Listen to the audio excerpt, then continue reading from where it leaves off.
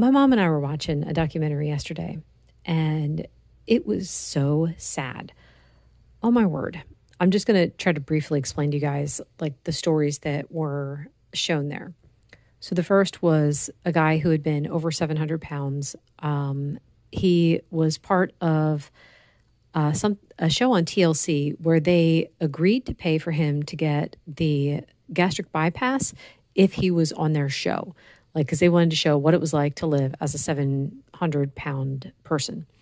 So he agreed to it. He got the surgery done, and he was down like 300 pounds. But one of the things that he was saying was like, there's fast food everywhere in their town. And he was like naming off all the different kinds and how it's so easy to just go get the fast food. And now what was interesting was they called him a victim of the fast food restaurants. And I was like, well, you don't have to go. You can go and get your own food. There were grocery stores in the area where he could go and buy food and make it for himself. Now, granted, I understand because he was so heavy, it was very hard to do any kind of cooking on his own. But there's also the idea, it's like, well, he could have made better choices with fast food places. He didn't have to get the very worst foods possible. And then once he became more mobile, then he could start cooking his own food. So anyway, yeah, he was down a certain amount of weight. And he was finally mobile again, and he was more independent. He was driving, he was going to the YMCA to do swimming and stuff like that. So he was on a better path, but it was showing some of his current food choices, and they're still just as bad. So he never learned how to eat. All he learned was that he just needed to eat less. And I'm like, well, there goes the eat less, move more idea. The next story that they showed was these teenage girls who had gone to a weight loss camp. And oh my goodness, thousands of dollars that their parents were paying for them to go to this weight loss camp. And one of the people at the camp, one of the counselors or leaders or whatever, was saying how they're teaching the girls to learn how to be okay with their hunger. And I'm like, oh my goodness, you are completely setting them up for failure down the road, because no one can stand being hungry forever. You will eventually give in. And I mean, maybe there are people who are okay with it, or maybe they just don't deal with it. I keep going back to when I was doing Weight Watchers, and oh my goodness, the hunger. I was able to white knuckle it long enough to lose 50 pounds. And then I couldn't take it anymore. And I would binge here, I'd binge there, and then I'd be like hardcore again. And I'd lose a few pounds, and I'd gain a few pounds. It was back and forth for 6 years, gaining and losing the same 15 pounds. So the hunger was the hardest thing to get past. So, and they're sitting there training the girls to, I'm looking at their meals. It was oatmeal for breakfast, along with a banana and maybe some peanut butter and a cup of skim milk. And I'm like, these poor girls, they're eating this food, they're so hungry, and they're doing it out of desperation, thinking if I could just do this, I'll be thin.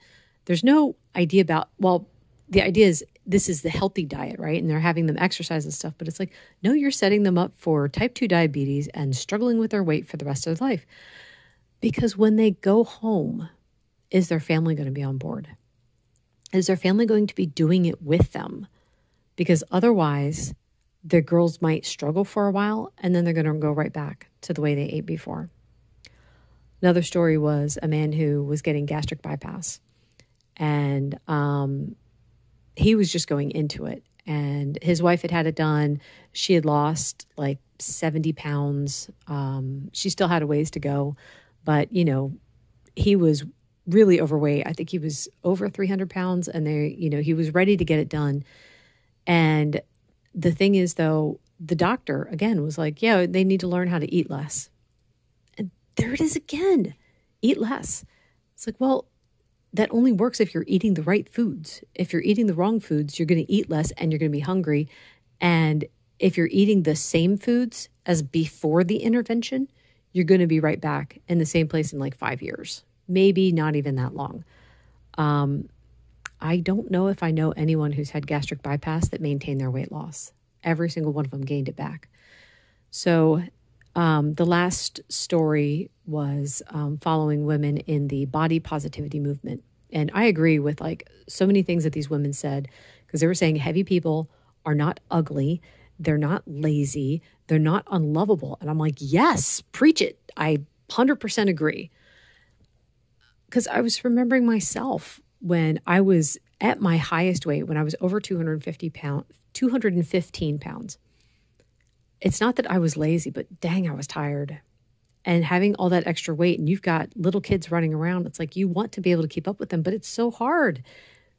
And I mean, I got the laundry done, I got the cooking done, I got the cleaning done, I played with the kids and stuff, but I was tired. And I wanted to lose weight because I thought maybe that would help. It helped to a degree. Not enough. But anyway, one of the things that I disagree with is when they say, be comfortable in your own body. You don't need to lose weight. And anyone who's telling you need to lose weight, they are fat shaming. And it's like, no, it's not fat shaming. Fat shaming is saying all the derogatory terms to someone who's overweight. But telling someone they should lose weight for the sake of their health is not fat shaming. Yes, there are healthy people who are also overweight, but that health will only last for a certain amount of time. I know because I see my best friend's mom is very heavy. She's been very heavy for as long as any of us can remember. And she was extremely active. She never really had any health problems. She never developed type 2 diabetes. She never had a heart attack. And she was always on the go. Well, she's in her 80s now. And it's been at least 15 years of pain every time she takes a step because her knees have completely worn out. It's not just moving and walking that she has a problem with. It's raising her arms, using her arms. Every joint is affected and she is in pain every single day. So to encourage someone, just be happy in the body that you're in. How can you be happy when you're in a cage of pain? Anyway, it was very sad watching this whole thing. And there was no hope, absolutely no hope given. And it's like you watch this and you're like, how are these people going to survive? That was the end of the video. There was nothing else. So, I mean, when you watch something like that, please pray for the people involved. Pray that God can open up their eyes. But also, those of us who have been doing the diet and have seen the benefits and stuff, we need to keep talking about it. We need to keep sharing as we can, because there are some people who don't want to hear it. But we need to do what we can do to help other people see this is a good way of eating. I feel great. Anyway, got me all fired up. That's all for today. Thank you so much for listening. Bye.